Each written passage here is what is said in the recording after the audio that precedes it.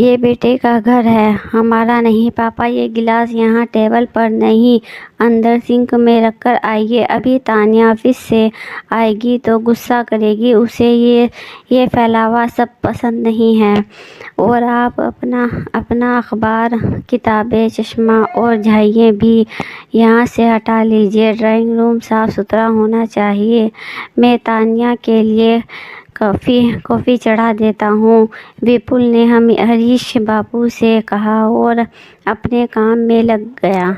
हरीश बाबू का ऑपरेशन हुआ था। बेटे के बुलावे पर उसी के शहर में आ गए ताकि अच्छे अस्पताल में इलाज हो सके। इलाज चल ही रहा था। अभी डॉक्टर ने कुछ दवाइयाँ दी थी जो उस समय पर लेनी थी। उनकी पत्नी सुरेखा जी अभी कमरे में आई और सारा कमरा साफ करने लगी। कहीं कुछ रह ना गया तो बहू कल की तरह फिर से गुस्सा करेगी। गिलास खुद ही उठाकर अंदर रख आई। विपुल, तेरे बाबूजी और मेरे लिए भी चाय चढ़ा देना। मौसम बड़ा ठंडा हो रहा है। उन्होंने कॉफ़ी बना रहे बेटे को कहा, अरे मम्मी, अभी तो आप दोनों ने चाय पी है और फिर से चाय चाहिए। थोड़ा नियंत्रण में रहना सीखे। बार बार क्या चाय पीना और खाना। बेटे विपुल के मुंह से ये सब सुनकर सुरेखा जी चौकी रह गई। वो तो बेटे के घर को अपना घर समझकर रहने आई थी, पर यहाँ आकर उन्हें लगा कि ये उनका घर नहीं है। वो तो यहाँ बस मेहमान हैं जिन्हें 2 वक्त की रोटी और चाय भी नाप तोल कर दी जाती है। अपने गांव के घर में वो जब भी चाय पी लेती थी, मनमर्जी से कुछ भी खा लेती थी, पर यहाँ तो बेटे के घर में उन्हें बहुत सोच समझकर बोलना पड़ता है। मजबूरी में यहाँ आई थी वो। और हरीश बाबू अच्छे भले गांव में रहते थे। अचानक से हरीश बाबू की तबीयत बिगड़ने लगी और उन्हें सांस लेने में दिक्कत होने लगी। गांव में डॉक्टर को दिखाया पर वो दवाई ज़्यादा काम ना कर सकी। विपुल को बताया तो उसने गांव में शहर आने को कहा क्योंकि गांव में इलाज की सुविधा नहीं थी। सुरेखा जी जैसे तैसे हरीश जी को शहर ले आई। वहाँ डॉक्टर को दिखाया तो काफ़ी महंगा इलाज बताया। मम्मी, आपके पास पापा के इलाज के लिए पूरे पैसे तो हैं? मैं आगे बात करूं, वरना देख लीजिए। विपुल ने बिना लाग लपेट के बोला। अपने आंसू आंखों में रोकते हुए उन्होंने बेटे के हाथ में फसल से आए पूरे पैसे रख दिए। तब जाकर विपुल ने उन्हें डॉक्टर को दिखाया और इलाज शुरू करवा दिया। सुरेखा, यहाँ से चलो, मैं यहाँ नहीं रहना चाहता हूँ। मेरा यहाँ मन नहीं लगता। मुझे यहाँ क्यों ले आई? इस घर में मेरा दम घुटता है। ये बेटे का घर है, हमारा नहीं। हरीश बाबू बोले जा रहे थे। आप चुपचाप लेटे रहिए। अब ये डॉक्टर की दवाइयाँ मुझे कम पढ़ी लिखी को तो समझ नहीं आती हैं, इसीलिए मुझे यहाँ आना पड़ा। अब जैसे भी बेटे बहू रखे रह लो, इलाज होते ही यहाँ से चले जाएंगे। वो दिलासा दिलाते हुए बोली। तान्या अपने ऑफिस से आ चुकी थी। तान्या बेहद ही नकचड़ी और गर्म मिजाज लड़की है, जिसे ना अपने सास ससुर की परवाह है और ना ही घर वालों की परवाह है। उसके जाते ही विपुल ने उसे कॉफ़ी दी और अपने ऑफिस के काम में लग गया। सुरेखा जी डायबिटीज़ की मरीज़ थी। उन्हें हर थोड़ी देर में भूख लगती थी। शाम हो चली थी और अभी तक रोटी बनाने वाली नहीं आई थी।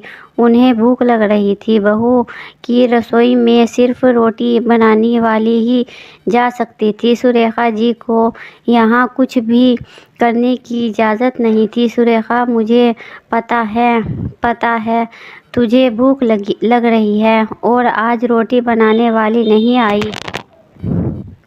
चल अपने घर ही चलते हैं। बेटे के घर में तो हमारी भूख प्यास और हमारी कोई कदर ही नहीं है। तभी विपुल कमरे में आता है। तानिया और मुझे एक पार्टी में जाना है तो सुबह की रोटी बनी रखी है, खा लेना।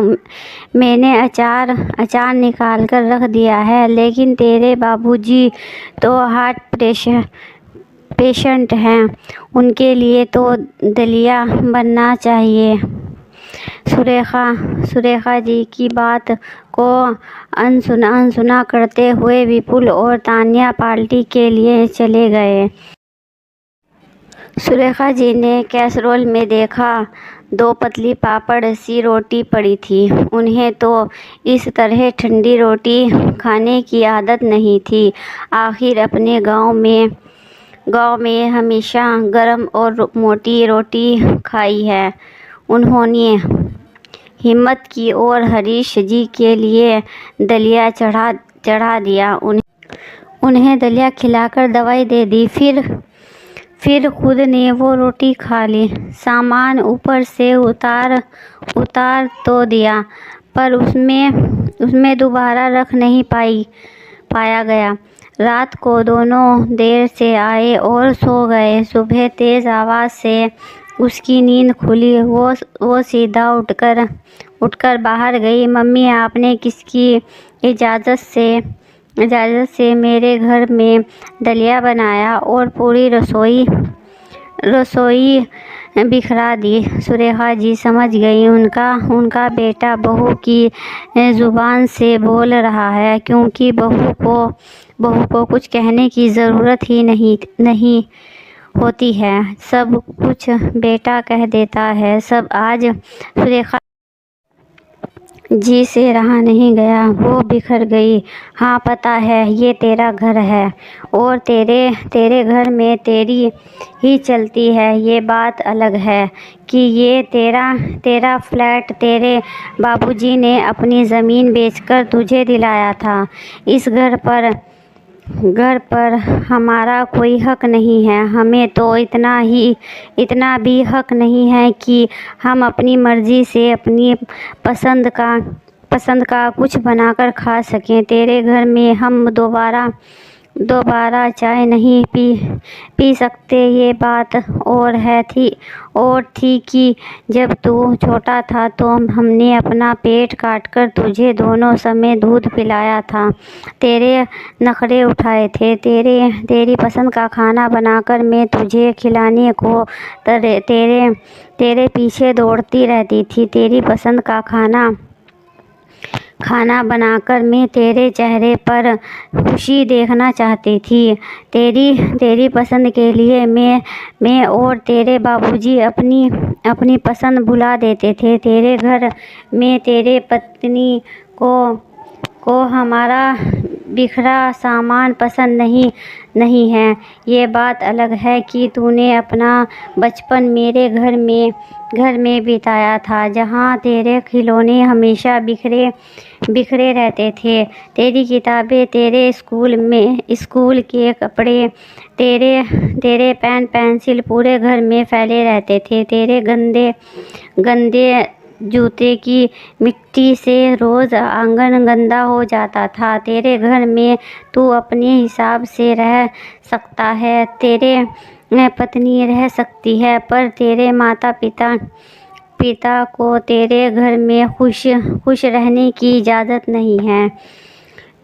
तेरा घर हमारे लिए तो जेल है, जहाँ हम अपनी मर्ज़ी से कुछ भी नहीं कर सकते। हाँ बेटे, ये तेरा घर है, जहाँ तेरी माँ अपनी मर्ज़ी से सांस भी नहीं ले सकती। मैंने गांव में फ़ोन करके तेरे चाचा को बुला लिया है। हम दोपहर को ही अपने घर चले जाएंगे। ये तेरा साफ़ सुथरा घर तुझे मुबारक हो, और तेरे बाबूजी का इलाज भी मैं खुद शहर आकर करवा लूँगी। अब मैं भी मैं भी सब जान गई हूँ। तेरे घर में तो अपने पास ही रख। हमारे पास ईश्वर की कृपा से गाँव में है जहाँ हम अपना बुढ़ापा बिता लेंगे और तेरे घर में कभी कदम नहीं रखेंगे। अपने बीमार पिता को तुझे ये कहते हुए शर्म नहीं आई कि गिलास सिंक में रखकर? अभी वो कमज़ोर हैं और बीमार भी हैं। गिलास और सामान तू भी